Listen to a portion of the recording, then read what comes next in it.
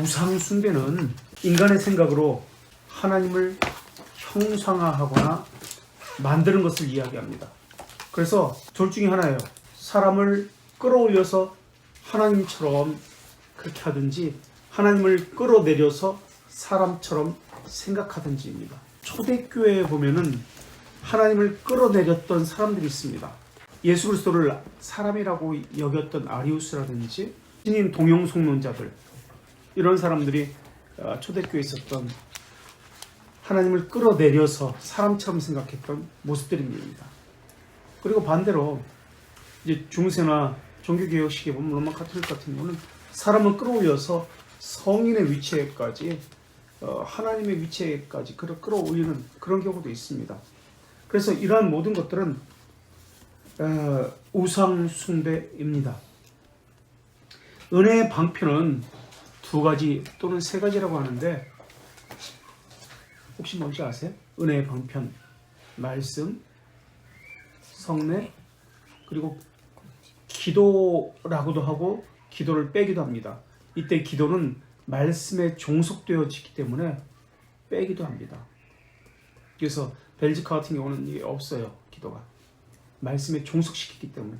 그러니까 기도라는 것은 은혜의 방편이지만 말씀에 종속되어서 기도를 해야 한다라는 것을 이야기하고 있겠죠. 또 제2계명을 보면은 예배 방법에 대해서 10계명이라는 말도 사실은 잘못된 말입니다. 10가지 언약의 말씀입니다. 언약의 말씀들, 이게 정확한 성경에서의 그 의미입니다. 그 단어가 그렇게 나와요. 그래서 예배 방법, 예배 태도, 예배 동기에 대해서 우리는 관심을 가져야 됩니다. 예배를 지난 시간도 말씀드렸지만 규정적 원리가 있고, 이것에 대해서 반대하는 예배의 원리를 청교도들은 자의적 예배라고 했습니다. 자의적. 사람이 스스로 이렇게 예배를 만들어가지고 한다는 그런 개념이죠. 자기 생각에 따라, 자기 의지에 따라 자기가 원하는 대로 예배하는 것을 자의적 예배라고 합니다. 벨지카 신앙고백서 제32장 또는 이 조에 보면 32장에 보면은 교회 질서와 권징에 대해서 설명하는 부분이 32조인데, 우리는 교회를 치리하는 자들이 몸된 교회를 유지하기 위해서 어떤 질서를 세우는 것이 유익하고 좋다고 할지라도 그들은 우리의 유일하신 그리스도께서 명령하신 것에서 벗어나지 않도록 살펴야 합니다 라고 규정하고 있습니다. 그러니까 교회에서 기강, 권징조차 말씀에서 어긋나서는 안 된다는 거예요. 그게 벨지카 32조의 내용입니다. 그렇기 때문에 예배에 어떤 식으로든 어떤 방법으로든 양심을 억압하는 것, 또는 사람의 방법을 가지고 도입해서 행하는 것, 강요하는 인간의 어떤 고안물, 규범들은 배격합니다. 이렇게 나옵니다. 이게 벨지카 32장이에요. 하나님께 순종하도록 모든 것을 지키게 하는 적법한 것만을 우리는 받아들입니다. 이 목적을 위해서 우리에게는 출교, 권징, 이러한 것들은 하나님의 말씀에 따라 시행되어야 합니다 라고 합니다. 양심을 억압하는 것, 예배 순서 가운데 어떤 것들이 있을까요? 대표적인 것들, 어떤 교회 모습 가운데 양심을 억압하는 것들이 어떤 것들이 있을까요? 혹시 어떤 것들인지.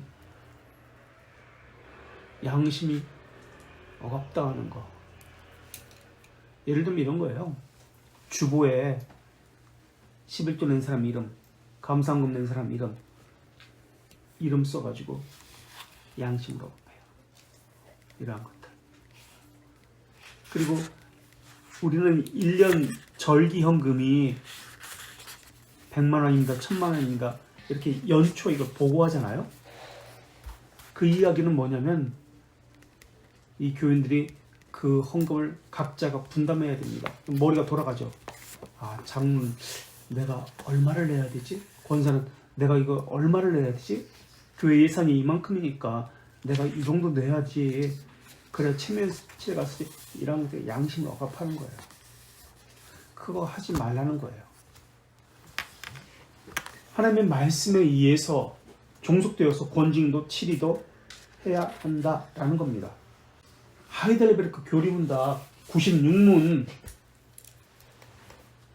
하이델베르크 교리문답 96문 뭐라고 나오냐면 제2계명입니다. 이 계명에서 하나님이 원하시는 것이 무엇입니까? 라고 묻고 있습니다. 96문에서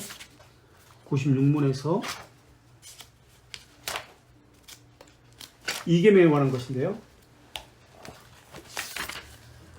하이델베르크 96문에서 이 계명 하나님이 원하시는 것이 무엇입니까? 한번 크게 읽어주시겠어요? 96문. 우리는 형상으로 하나님을 절대로 나타내지 말아야 하거나 그분의 말씀에 요구한 방법 외에 다른 것으로 그분을 경배하지도 말아야 한다. 예, 형상으로 표현하지 말고 하나님께서 명령하신 그 방법으로만 하나님께 예배해야 합니다. 지금 그걸 이야기하고 있어요. 그렇지 않으면 하나님께서 명령하지 않은 다른 방법으로 예배하면 우상 숭배입니다. 계명을 어기는 것입니다. 그렇게 나옵니다. 이번에는 대교리문답 108문.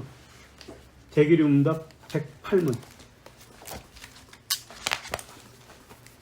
108문. 현부가 나왔네. 이 계명에서 요구된 의무가 무엇입니까? 라는 건데요. 좀 길죠? 첫째. 크게 한번 좀. 하나님께서 말씀에서 제정한 것과 같은 종교적 모든 경배와 규례를 수용하고 준수하고 그리고 순전하게 또 전적으로 지키는 것이고 하나님께서 말씀에 제정한 것을 지키라고 얘기합니다. 그리고 두 번째 그리스도의 이름으로 특별히 기도하고 감사하는 것이고 예수님의 이름으로 기도하고 감사하는 것입니다. 세 번째 말씀을 읽고 선포하고 듣는 것이고 말씀을 읽고 선포하고 듣는 것입니다. 네 번째 성례를 집행하고 수용하는 것이고 성례를 집행하고 수용합니다. 다섯 번째 교회 정치와 기강이고 지금 여기까지는 참된 교회 표징이에요. 똑같아요. 그죠? 참된 교회 표징 세 가지입니다. 순전하게 말씀이 전파되고 그것을 바르게 듣고 지키는 것입니다. 말씀대로 행하는 것입니다. 둘째, 성례 바르게 시행하는 것입니다. 덧붙이지 않고 빼지도 않는 것이 참된 교회 표징 두 번째입니다. 바른 성례의 시행. 세 번째, 바르게 기간과 권징을 행하는 것입니다. 이게 참된 교회 표징이에요. 자, 이렇게 예배에 대해서 벨지카, 하이델베르크, 웨스트민스터 다 지금 이야기하고 있습니다.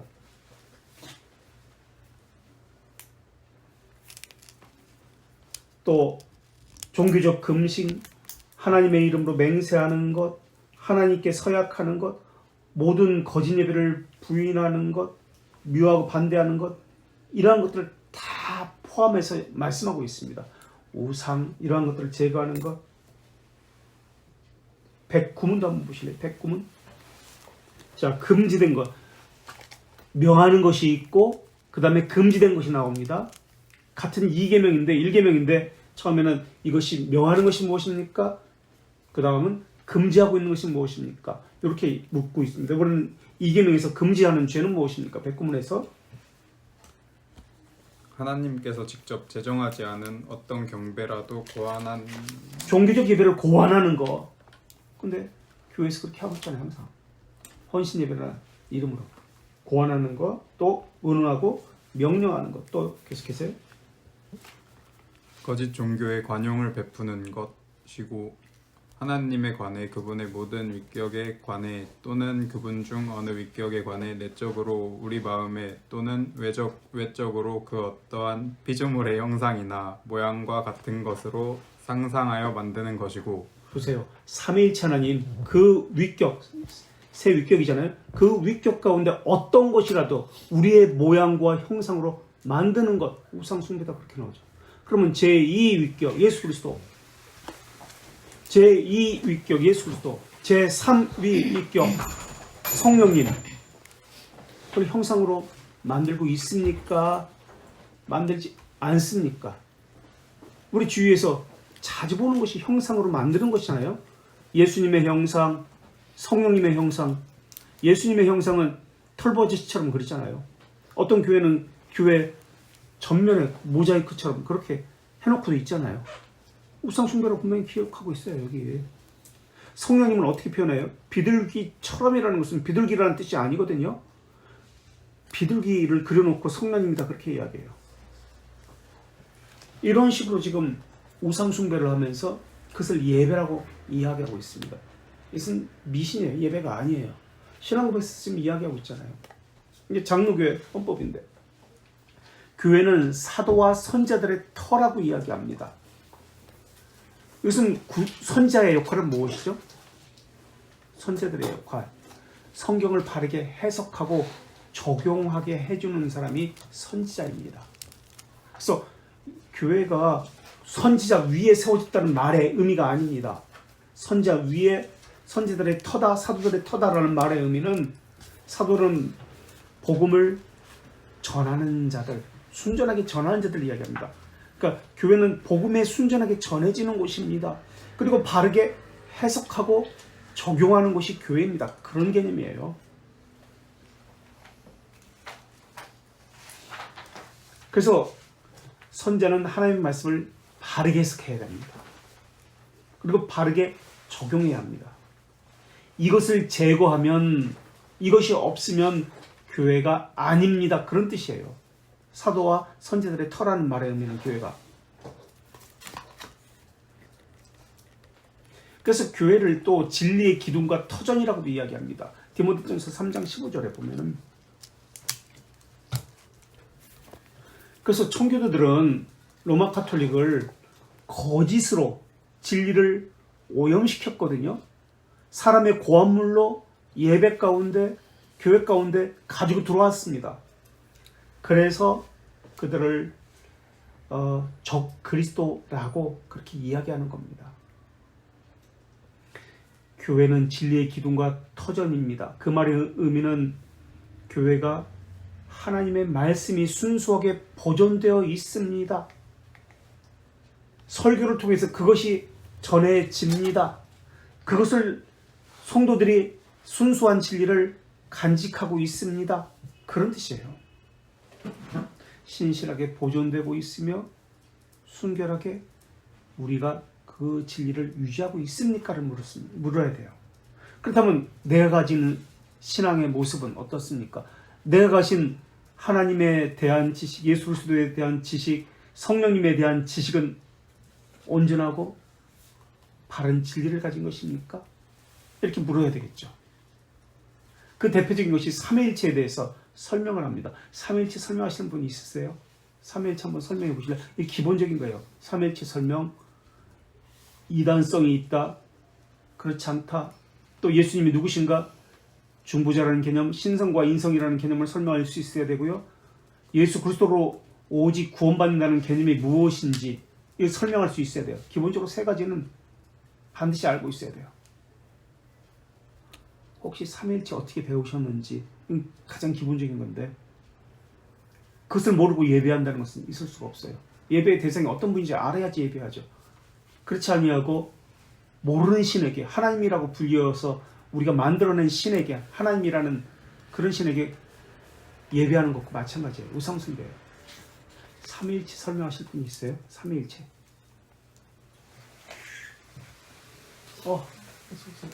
바깥 문이 닫죠? 우리가 그러면은 자리가 좁죠? 우리 안으로 들어갈까요? 갈까요? 괜찮겠어요? 의자, 저 피아노 의자로 뭐라도 꺼내주세요.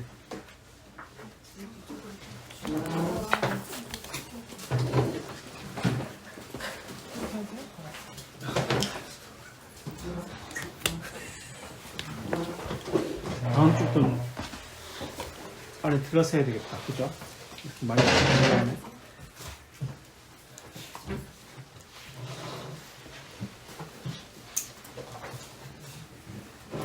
자, 11페이지로 들어갔고요. 이제 시작하는 거예요. 11페이지. 예배 11페이지.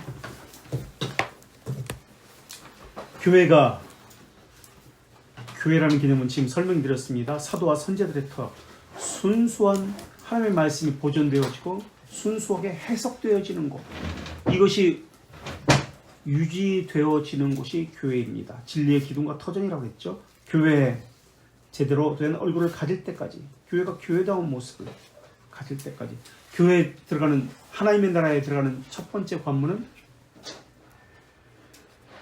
하나님을 배울 수 있다는 것은 하나님과 화목하게 된 자만 들어갈 수 있잖아요. 그죠? 그래서 교회에 들어가는 첫 번째 관문, 자격. 하나님 나라에 들어가기 위한 자격은 뭐예요? 뭐예요? 하나님 나라에 들어가기 위한 자격. 교회에 들어오는 자격.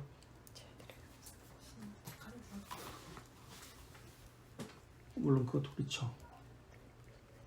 죄들의 용서. 죄들의 용서.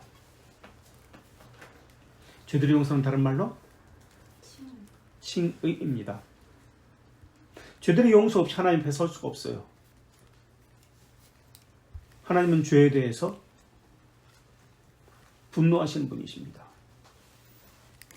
그래서 죄들의 용서에 대한 혜택이 교회에 있습니다. 그래서 죄들의 용서한 사람, 용서받은 사람, 하나님의 측면에서는 이걸 뭐라고 이야기하냐면 죄들의 사면이라고 합니다. 죄를 사면하는 것과 우리 니케아 신경에서 그렇게 이야기하죠. 하나님의 측면입니다. 우리 측면에서는 죄들의 용서라고 그렇게 합니다. 죄들의 용서는 우리 측면, 사람의 측면, 죄들의 죄의 사면, 죄들이 아니라 죄의 사면. 이것은 하나님 측면. 그럼 왜 우리는 죄들이라고 할까요?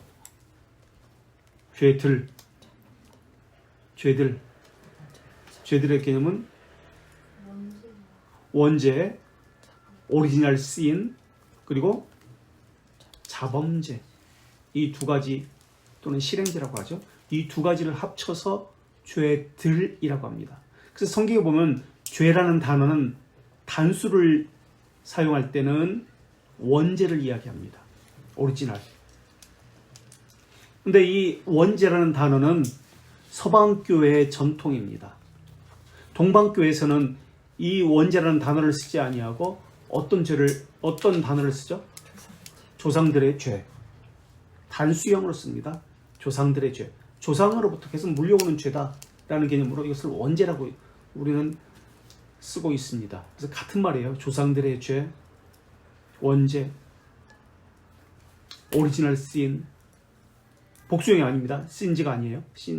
S자가 안 붙습니다. S자가 붙으면 죄들이라는 개념은 이 두 가지 죄를 모두 합쳐서 죄들이다 라고 합니다. 자, 이 죄들의 용서를 받아야만 교회에 들어올 수 있는 자격이 주어집니다. 그래야 하나님께 예배할 수 있죠. 그죠? 죄들의 용서함을 받지 못한 자가 하나님께 예배할 수가 없습니다. 그래서 예배에 들어올 수 있는, 교회에 들어올 수 있는 자격은 죄들의 용서함을 받은 자입니다. 그리고 죄들의 용서에 대한 권한이 교회에 있습니다. 어떤 말씀을 가지고 교회에 주셨다라고 그렇게 하고 있는지 혹시 아세요? 천국의 열쇠를 베드로에게 주셨다고 그랬지? 베드로에게 주신 게 아니라 베드로의 고백 위에, 그 위에 교회를 세우리라 라고 말씀하셨잖아요. 천국의 열쇠를 주신 거예요. 그래서 죄들의 용서에 대한 혜택이 땅에서도 매이면 하늘에서도 매인다라고 분명히 말씀하고 있어요. 그래서 교회에 속해 있습니다. 죄들의 용서에 대한 혜택이. 그래서 죄들의 용서를 받은 사람이 교회에 속합니다. 죄들의 용서를 받은 사람만이 교회에 속합니다. 그리고 죄들의 용서를 받은 사람만이 성도의 교제가 이루어집니다. 그래서 이것이 성도의 교제 세 번째입니다. 우리는 사도신경에서 성도가 서로 교제하는 것과 또는 교통하는 것을 믿습니다라고 합니다. 이게 교회라는 개념이에요. 죄들의 용서를 받은 사람들이 서로의 사귐이 있습니다. 하나님과 사귐이 있고 성도 간에, 지체들 간에 서로의 교제가 있습니다. 이때 교제는 밥 먹고 어디 뭐 산에 가고 이런 거 아니에요. 하나님께서 내게 주신 그 은혜를, 순전한 말씀을 우리에게 보존하고 있고 유지하고 있다는 것이 확인되어지는 것을 이야기해요. 그래서 아무리 거룩해도 하나님 앞에 죄인은 설 수가 없습니다. 이런 것을 기본적으로 하고 교회라는 개념을 아시고 예배가 들어가야 됩니다. 예배가 책에 들어가서 11페이지 예배다워야 합니다. 예배라고 할 때 예배에는 의식이 있어야 됩니다. 예전이 있어야 됩니다. 예전. 그리고 그 예전에 질서를 잡기 위해서 두 번째는 기강, 질서가 있어야 됩니다. 첫째는 의식, 예전이 있어야 되고요. 두 번째는 기강 또는 질서, 권징이라고 해도 좋습니다. 구원을 위한 기준입니다. 이것이 있어야 됩니다. 로마 카톨릭은 예배는 어떤 개념이냐면 희생 제물로 죄들의 속죄를 얻는 것을 이야기합니다. 그러니까 매번 희생 제물을 드려야 됩니다. 우리는 예수 그리스도께서 하나님이시기 때문에 하나님은 영원이시잖아요. 우리는 시간이고 영원이라는 개념 때문에 우리의 죄를 단번에 용서하셨습니다. 일회성으로 영원이기 때문에 영원히 효력이 있습니다. 그래서 단번에라고 표현합니다. 신성을 이야기합니다. 예수 그리스도의 신성. 그러나 로마 가톨릭은 매번 희생 제물을 드립니다. 다시 말하면 예수 그리스도의 신성, 영원성에 대해서 부정한다라는 뜻입니다. 예수 그리스도의 신성을 부정한다라는 말의 의미는 하나님으로 여기지 않는다는 말이에요. 그래서 그것을 미사라고 하는데 죄들의 속죄를 자신의 희생 제물을 드림으로써 얻는 겁니다. 그래서 매번 미사를 통해서 예배를 하는 거죠. 미사를 하는 거예요. 우리 구약의 성도들은 어떻게 죄들의 용서를 받았어요? 죄들의 용서를 어떻게 받았어요? 제사를 드림으로써 죄들의 용서를 받았어요?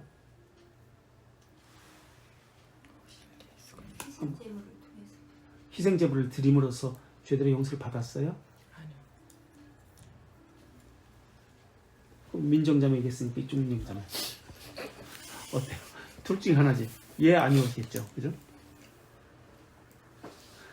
희생 제물로 죄들의 용서 받은 거 아닙니다. 그럼 우리가 예배 드리면 우리가 무언가 선하고 좋은 일을 하면 하나님께서 그걸 받으시고 용서해 주시네요? 그런 개념 아니에요. 그럼요.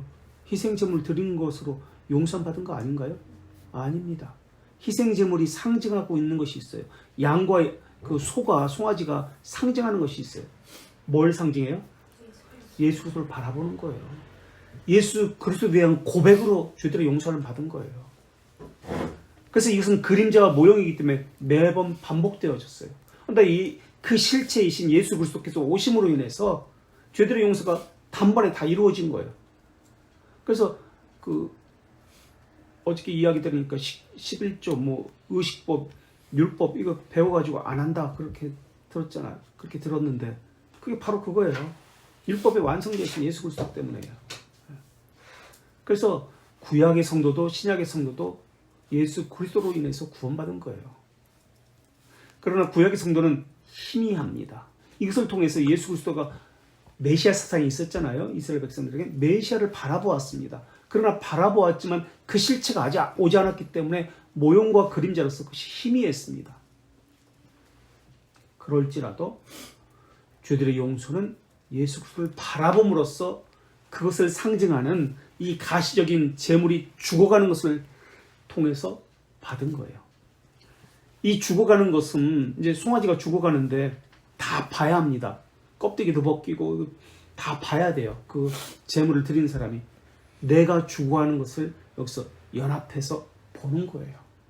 그래서 오늘 우리도 마찬가지 예수 그리스도의 죽음에 우리가 연합해서 예수 그리스도가 죽음과 나의 죽음, 예수 그리스도의 부활과 나의 부활, 이것이 동시에 연합되어서 나타나는 거죠. 구약의 성경도 마찬가지였어요. 그래서 이것을 신구약 성경의 유사성이다 라고 합니다. 연속성이다 라고 이야기합니다.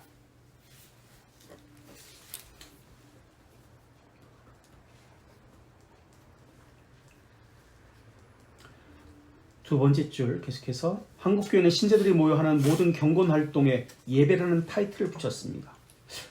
예배는 뭐고 경건에는 뭐죠?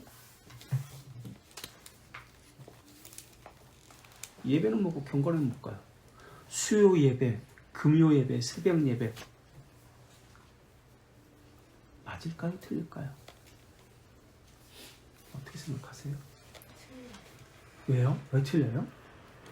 수요 예배, 금요 예배 이건 경건 활동이네요. 예배는 하나님께서 안식일에 베푸시는 거. 우리가 지금 성경의 모든 것을 종속해서 해야 된다고 그랬습니다. 성경에서 벗어나는 것은 잘못된 것이라고 이야기했습니다. 아까 그죠? 그렇다면 하나님께서 명하신 것은 무엇이죠? 안식일을 지키는 거. 안식을 그렇게 지키는 거였어요. 그리고 예배의 날을 정해주신 거예요. 이게 공예배라고 합니다.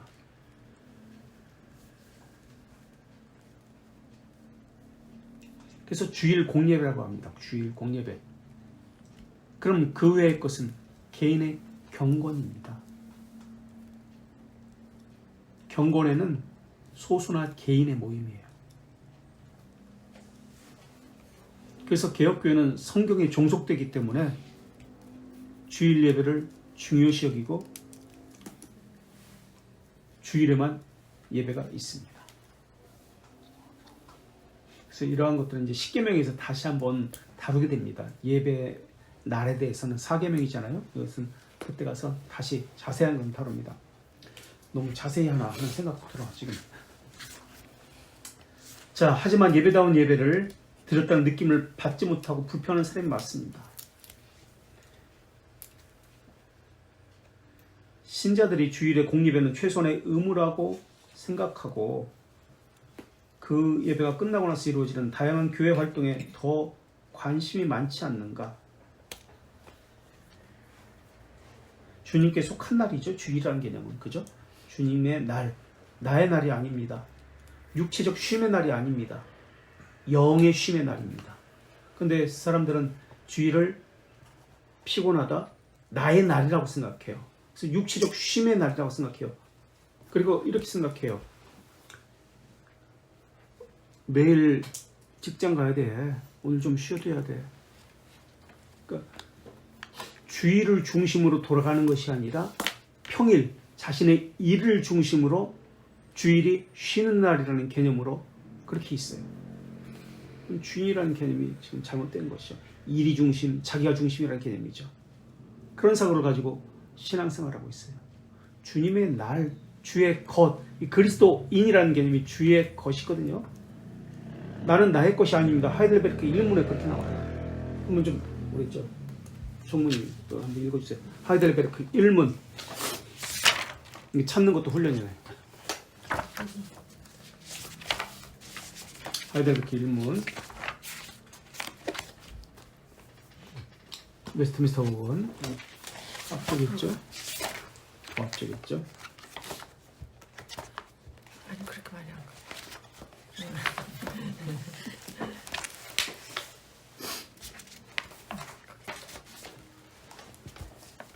삶과 죽음에서 당신의 유일한 위로는 무엇입니까? 그것은 몸과 영을 가진 내가 삶과 죽음에서 나 자신에게 속한 것이 아니라 내게 속한 것이 아니라고 얘기했죠. 주님에게 속한 것이라는 게 아닙니다. 계속해서 나의 신실하신 구세주 예수 그리스도에게 속해 있다는 것이다. 이게 시작이에요. 신앙에 내게 속한 거 아닙니다. 주님의 것입니다. 나는 내 삶과 내게 속한 모든 것은 주님에게 속한 것입니다. 이것이 되지 않으면 예배가 안 돼요. 주님의 것입니다. 나는 시간도 내게 있는 은사, 능력, 물질 이런 모든 것이 나의 것이 아닙니다. 근데 교회 다닌다는 사람이 어떻게 신앙생활 합니까? 하나님 중심으로 내가 주님의 것이라는 생각 자체를 안 해요. 내 것은 내 것. 내가 쓰고 남은 것, 그 중에 일부분은 하나님께 드립니다라는 개념으로 해요. 그게 헌금이에요. 그게 시간, 봉사 이런 개념이에요. 좀 잘못된 예배죠. 잘못된 신앙생활이죠. 자, 계속해서 그 예배가 끝나고 나서 이루어지는 다양한 교회 활동에 더 관심이 많지 않습니까? 예배에서 채우지 못한 갈급함을 각종 집회, 산기도 등을 통해서 채우려고 하지 않습니까? 그런데 그런 열심마저도 이제는 사라져버렸습니다. 이런 상황에서 반영이라도 하듯 예배에 목숨을 걸라라는 선정적인 구호도 나돌고 있습니다. 예배는 신자 개개인이 은혜 받아야 하는 도구로 생각한다든지 예배를 전도의 방편으로 적극적으로 활용한다고 주장하는 것은 잘못된 생각일까? 그래서 스프롤이라는 미국의 그 목사님은 뭐라고 얘기냐면 우리는 예배를 위해 전도합니다. 예배를 전도의 목적으로 사용하는 그러한 교회들 많이 있죠. 총동원 전도 주일. 전도가 목적이에요. 예배 자체 하나님께 드리는 예배 자체가 목적이 아니에요. 총전도 주일. 새신자 뭐 잃어버린 뭐 가족 찾기 뭐 그런 거 있잖아요. 그래서 하나님을 고정하는 게 아니라 사람에게 초점을 맞춰요. 예배와 그것은 예배가 아니에요.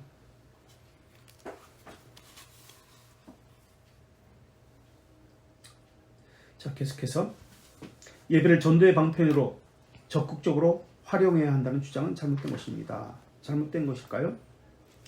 외부로 눈을 돌려보면 최근 들어 교회 WCC 영향으로 예배 갱신붐이 전 세계적으로 불고 있습니다. 여기서 맞는 것이 뭐냐면 뱀 문서거든요. BEM 예배 지침이에요.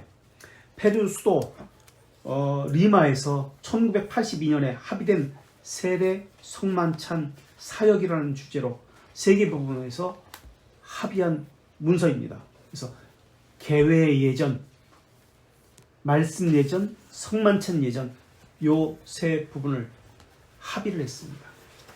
그걸 WCC에서 한 겁니다. 뱀문서로 합니다. 그걸 이야기하고 있습니다. 성만찬을 하나로 합쳤습니다. 개회 예배, 말씀 예전을 하나로 합쳤습니다. 로마 카톨릭과 또는 다른 종파들과 하나로 합쳤습니다.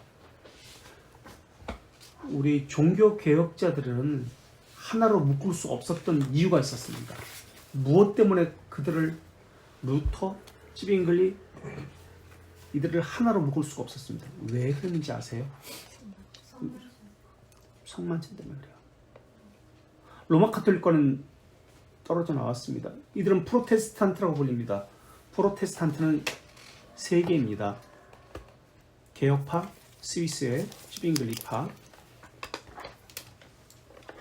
루터파, 그리고 앵글리칸 처치. 이것을 성공회라고 합니다. 이것이 프로테스탄트입니다. 프로테스탄트란 말은 1529년 제2차 슈파회에서 너희들 왜 이렇게 말 안 들어? 까불어? 저항하는 자라는 개념이에요.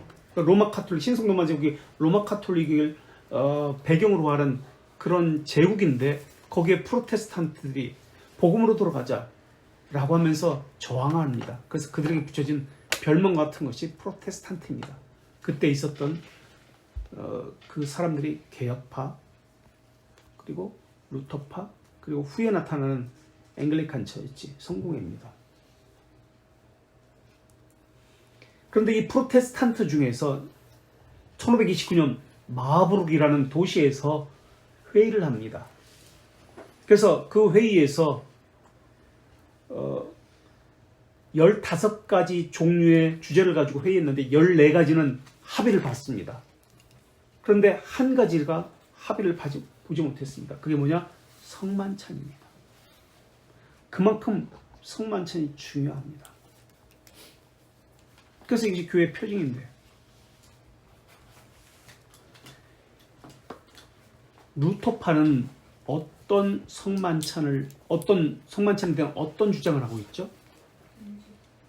공제설. 로마 가톨릭은 화채설. 화채설은 뭐죠? 찌빙글리는 상징설, 우리는 영적 임재설 이렇게 이야기하는데 화채설은 뭐예요? 예수 그리스도의 인성, 신성과 인성으로 되셨잖아요. 두 본성이잖아요. 신성, 인성. 신성은 하나님이십니다. 참된 하나님이십니다. 인성은 참된 인간이십니다. 신성과 인성을 가지셨는데 인성은 시간의 지배를 받습니다. 공간의 지배를 받습니다. 신성은 영원하고 무한합니다. 그렇지 않습니다. 예수님께서 이 땅에 인성을 입고 오셨습니다. 신성도 물론 가지고 계셨습니다. 예수님이 오시는 것, 성찬에 임하시는데 무엇이 임하시냐는 그런 논쟁입니다. 예수님이 이곳에 임하십니다. 육체로 임하십니다. 그것을 거부했던 거예요. 육체로 임하신다. 이게 화채설이에요. 예수님이 인성이 오신다는 거예요. 루터파도 마찬가지예요. 위에, 아래, 옆에, 밑에 임하신다는 거예요. 육체가 임하신다는 거예요. 그러나 육체는 모든 곳에 편재하지 않습니다. 그런데 로마 가톨릭은 이것을 주장하고 루터파도 이것을 주장합니다. 이것을 거부했던 거예요. 그래서 하나가 될 수 없었던 거예요. 이것에 대한 자세한 얘기는 이제 성찬에 이제 나오니까 그때 가서 다시 이야기하라고. 어쨌든 이 성만찬 때문에 어떻게 임하시는가, 예수 그리스도께서 어떻게 임하시는가, 이 문제 가지고 논쟁이 더 이상 되지 않고 하나가 되지 못했습니다. 자, 계속해서 오직 예배의 통일이 있음을 그들은 간파했습니다. 이렇게 예배를 통일시키고자 하는 노력으로부터 예배의 경건활동, 방편, 전도의 수단으로 활용하고자 하는 노력에까지 예배의 진통이 너무 큽니다. 우리는 예배라는 말에 좀 어렵죠? 좀 지나가면 괜찮아요. 순서에 나가면 좀 괜찮아요. 이건 전체적인 맥을 지금 이야기하고 있기 때문에 우리는 예배라는 말에 숨겨져 있는 우리는 예배를 공예배라고 하거든요. 공이라는 개념은 보편이라는 뜻입니다. 보편. 카톨릭 할 때 카톨릭. 이게 보편이란 말이에요. 그럼 이 공이라는 말의 의미가 무엇인가? 보편이라는 말의 의미가 무엇인가? 어디서 주일 예배를 공예배라고 합니다. 그럼 공이라는 개념이 어디서 나왔는가? 우리는 성경에 항상 종속되고 성경에 근거한다고 했습니다. 성경을 좀 찾아보세요. 좀 나눠주시고.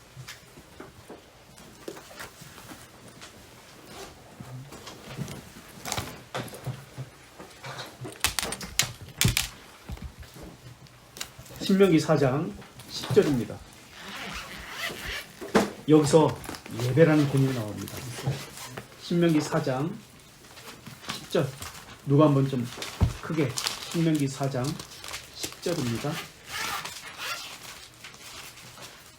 4장 10절.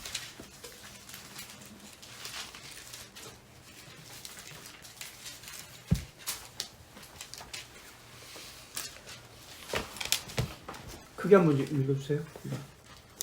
내가 호렙산에서 내 하나님 여호와 앞에 섰던 날에 여호와께서 내게 이르시기를 나에게 백성을 모으라. 내가 그들에게 내 말을 들려주어 그들이 세상에 사는 날 동안 나를 경외함을 배우게 하며 그 자녀에게 가르치게 하리라 하시매. 자, 여기서 모으라, 내 백성을 모으라라고 하나님께서 말씀하십니다.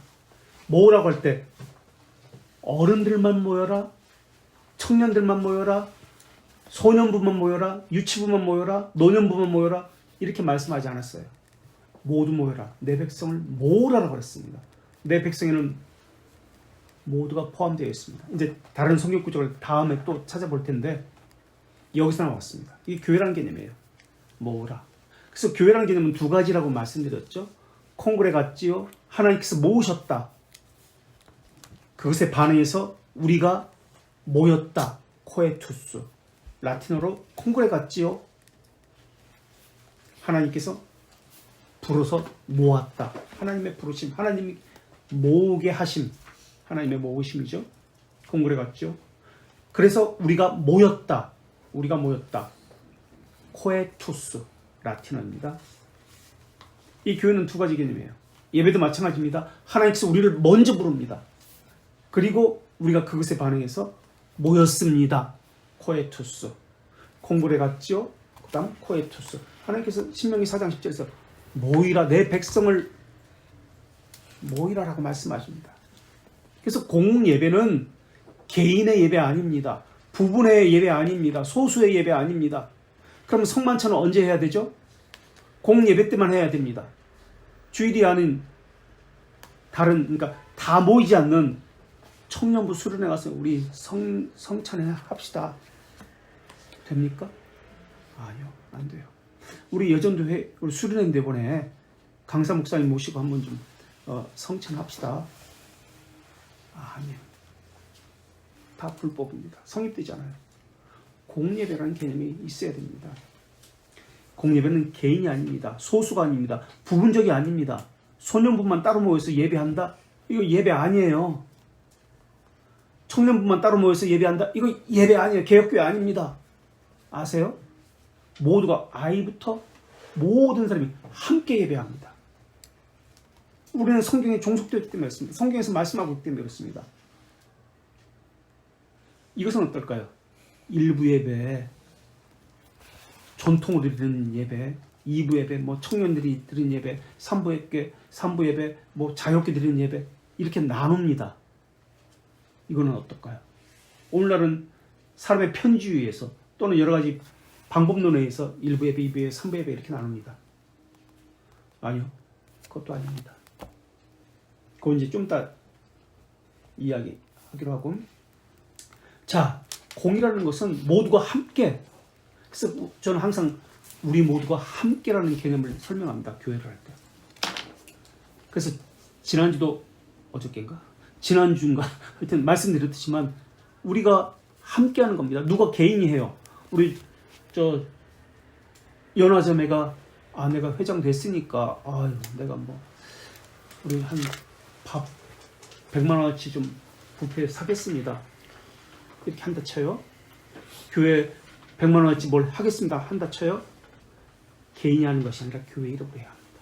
뭐 개인적으로 만나는 건 상관은 없는데 이렇게 전체적으로 할 때 하는 걸 이야기합니다.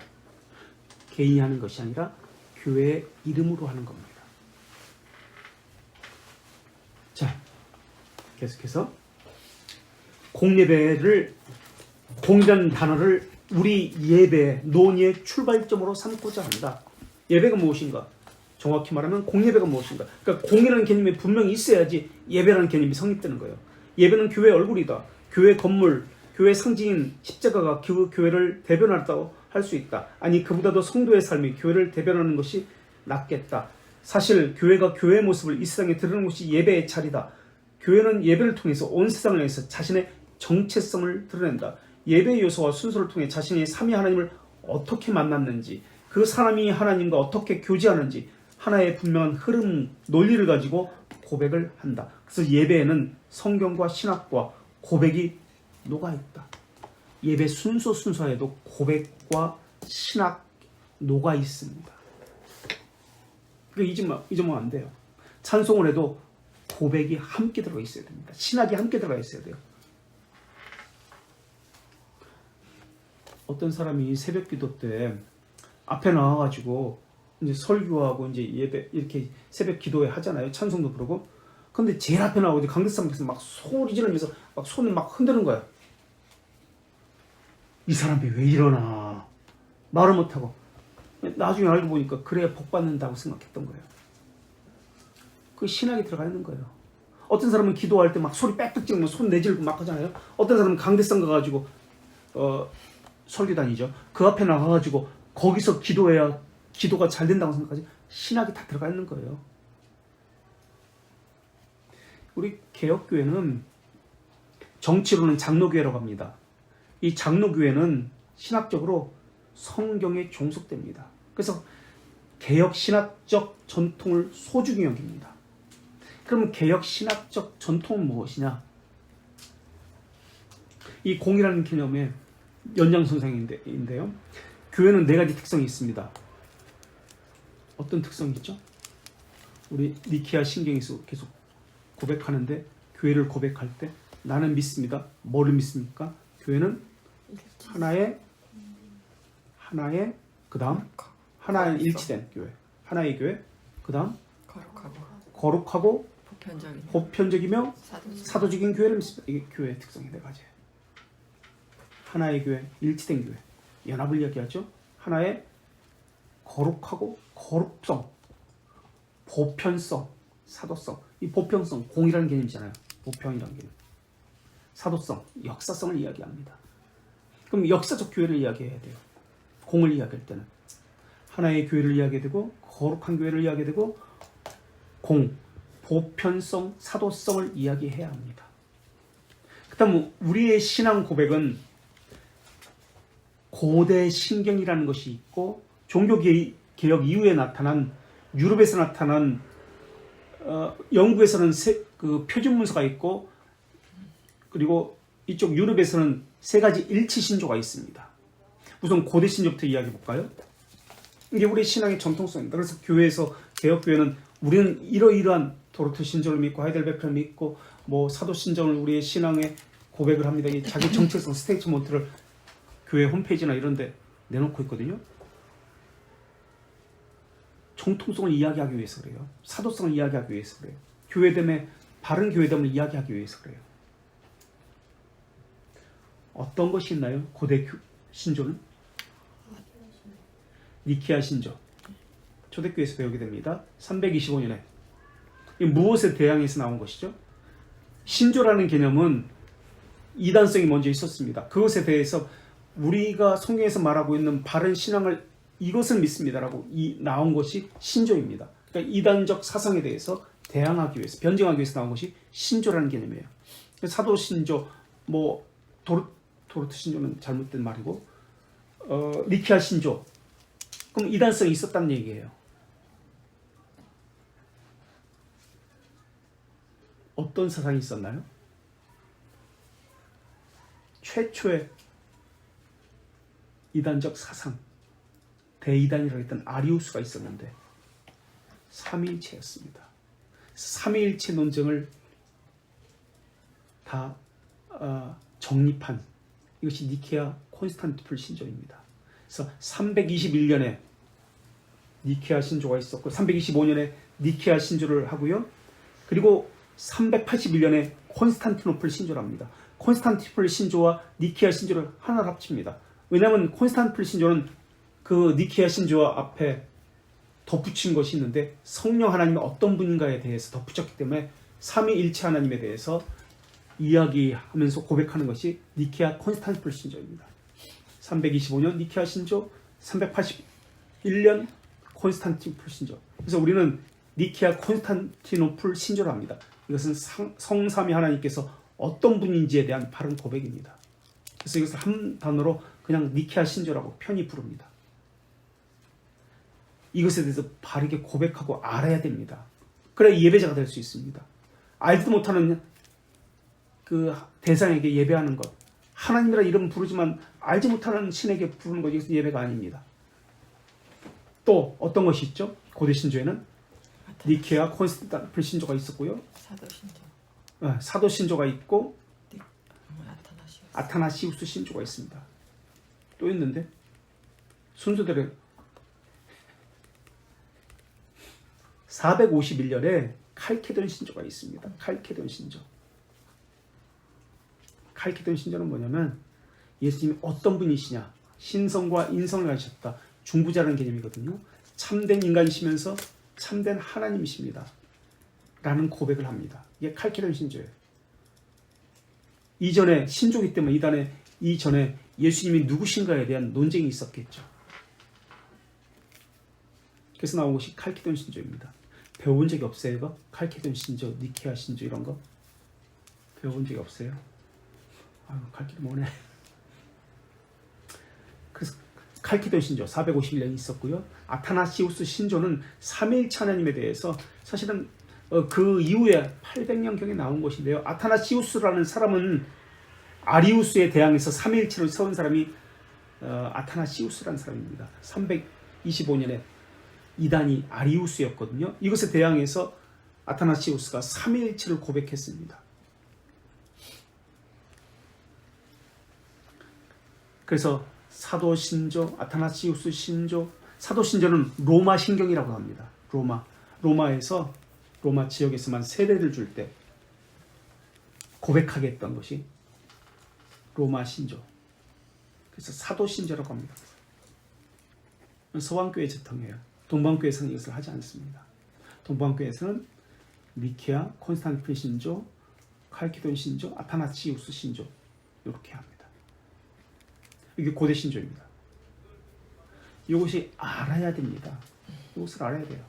하나님이 어떤 분이신지, 성령님이 어떤 분인지, 예수 그리스도가 어떤 분인지를 알고 바르게 예배해야만 합니다. 이것은 교리적인 부분이고 그렇기 때문에 여기서는 다루지 않습니다. 자, 그럼 종교개혁 이후에 신앙 고백서들이 있습니다. 어떤 것이 있어요? 유럽에서는 어떤 것이 있어요? 신앙 고백서와 교리문답서 어떤 것이 있어요?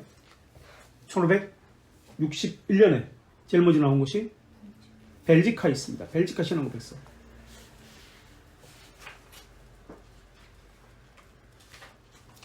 네덜란드 지역이죠, 지금의.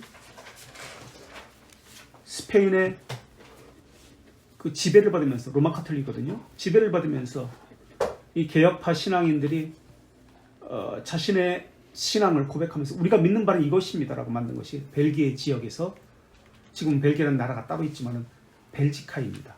벨지카 신앙 고백서. 귀도 드브레라는 사람이 했습니다. 1561년 귀도 드브레. 이 책이 있어요. 책이 있으니까 한번 읽어보세요. 그 다음 2년 후에 1563년에 나온 것이 뭐죠? 개혁파 하이델베르크 교리문답. 1563년에 우르시누스와 자카리아누스라는 사람이 만드는 하이델베르크 교리문답서가 있습니다. 또 뭐가 있어요? 1561년에 벨지카, 1563년에 하이델베르크, 그 다음에 1617년에 돌트레이트 캐논 법규가 있습니다. 이것이 세 가지 일치 신조입니다. 그러니까 같은 관점으로 다 하고 있는 거예요. 돌트레이트. 영어로는 도르트라고 합니다. 도르트. 그러나 그 지명은 원래 돌트레이트라고 합니다. 그 지명은. 그래서 그 지명대로 그대로 쓴다는 원칙에 의해서 돌트레이트, 캐논, 법규라고 그렇게 해석합니다. 신조라고 하면 잘못된 거예요. 캐논. 그 다음 영국에서는 뭐가 있어요? 웨스트민스터 표준문서라는 것이 있었습니다. 신앙고백서, 대교리문답, 소교리문답. 그래서 신앙고백서는 1648년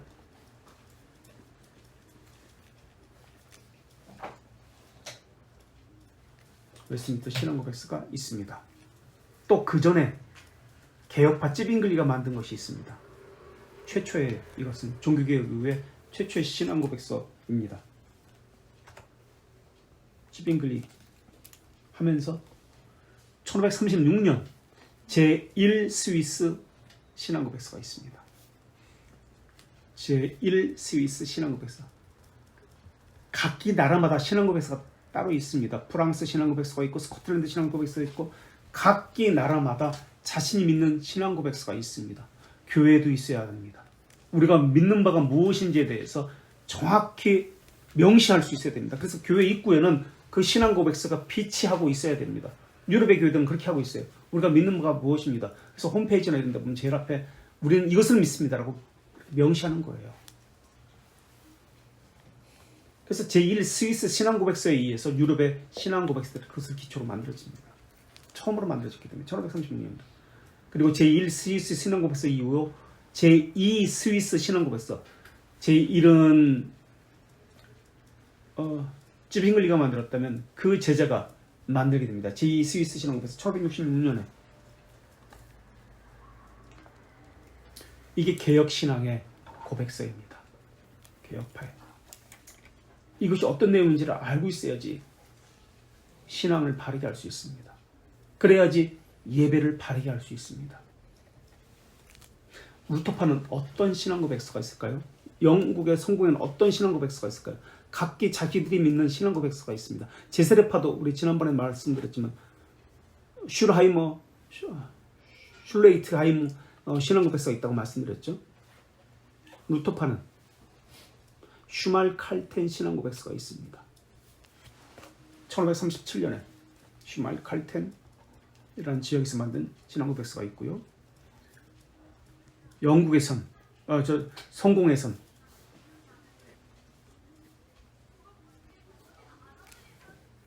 원래는 1553년에 크랜머라는 사람이 만든 42개 조항이 있습니다. 그런데 엘리자베스 여왕 때 이것을 39개 조항으로 바뀝니다. 그래서 영국은 지금까지도 39개 조항을 자신의 신앙 고백으로 고백하고 있습니다.